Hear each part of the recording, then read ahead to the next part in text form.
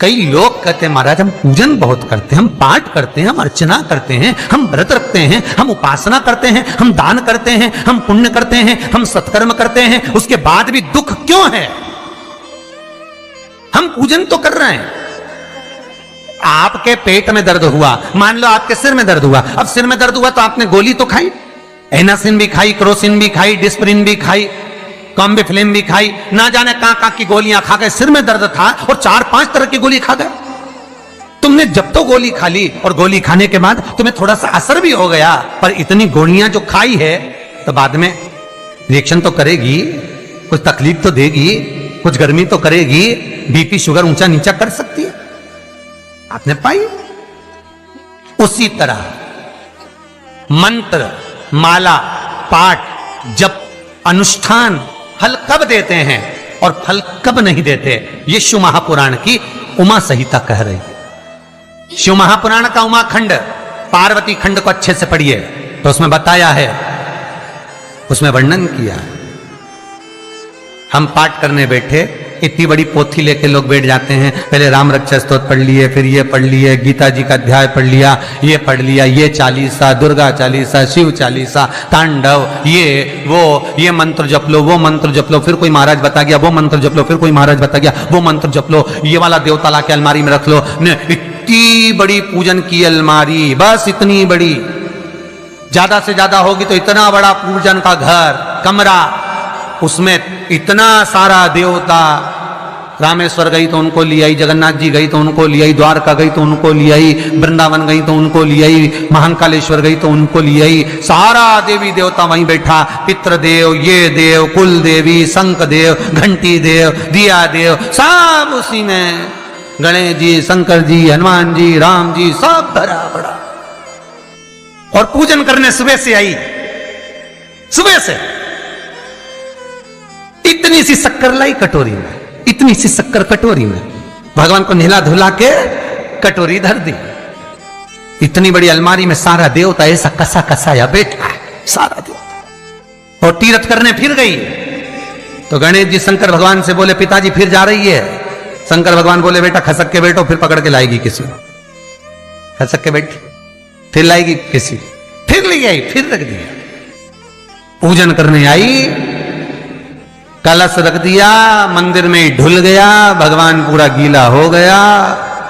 गणेश जी शंकर जी से बोले, पिताजी पूरा गीला करके चली गई। शंकर भगवान बोले, बेटा तो कल ही आएगी, दिया लगा के गई, अब तो गीले में बैठो, अब नहीं आने वाली, कल।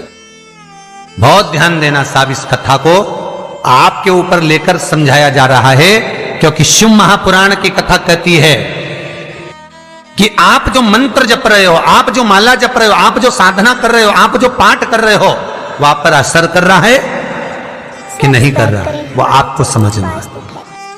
राम रक्षा स्तोत्र का पाठ करो तो पहले हनुमान चालीसा पढ़ो, फिर राम रक्षा स्तोत्र करो। शिव चालीसा, दुर्गा चालीसा, गणेश चालीसा, हनुमान चालीसा, गायत्री चालीसा, इन 4-5 चालीसा को एक साथ कभी नहीं पढ़ना।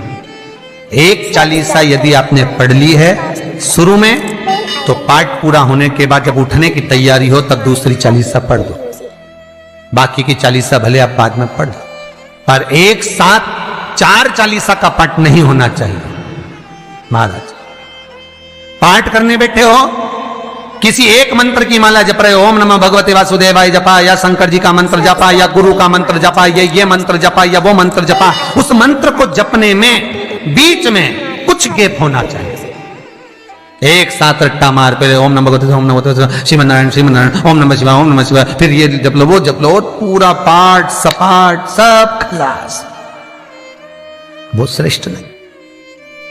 कुछ देरी कोई वस्तु, कोई भोजन आप बनाकर लेकर गए हो, कोई पकवान आप बनाकर लेकर गए हो, कोई फल लेकर गए हो, यदि शिवलिंग पर वो पकवान, वो मिठाई, वो फल टच हो गया तो वो खाने के योग्य नहीं रहता, वो घर पर लेकर मत आना, मंदिर में ही छोड़कर।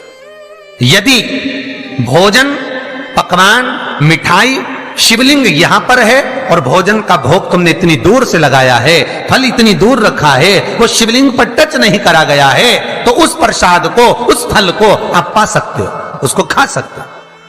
पर जो शिवलिंग पर टच हो गया, फिर वो केवल नंदी, श्रृंगी, भृंगी, प्रेतों का, भूतों का, आहूतों का भाग होता है। प्रेत भूत आहूतों का भाग, वो फिर खाने योग्य नहीं है। हां, यदि नर्मदेश्वर महादेव हैं, नर्मदा जी के जल से कोई शिवलिंग प्रकट हुआ है, नर्मदा जी के जल से, कोई कंकर से, नर्मदा के जल से अगर कोई शिवलिंग प्रकट हुआ है, उस शिवलिंग की स्थापना कहीं पर है या आपके घर में है, तो उसको कुछ भी टच हो जाए वो पा सकते हो, पर बाकी के शिवलिंग को स्पर्श किया हुआ नहीं पा सकते। केवल एक नर्मदेश्वर महादेव नर्मदा के जल से प्रकट हुए। कई लोग पूछते हैं ये सांप है कौन, ये सर्प है कौन, तो उसको बताओ, ये भगवान शंकर के गले में जो एक सांप पड़ा हुआ है, ये भगवान विष्णु हैं। और शंकर भगवान के सिर पर जो जटा में सांप दिखता है, वो हाथ में सांप बंधे रहते हैं, वो दो हाथों में, कमर पर, सिर पर, केशों पर जो सांप 5 नजर आते हैं, वो तो बताओ, ये शंकर भगवान की 5 लड़कियां हैं, जया, विषहरा, शामली बारी, दो तली और देव।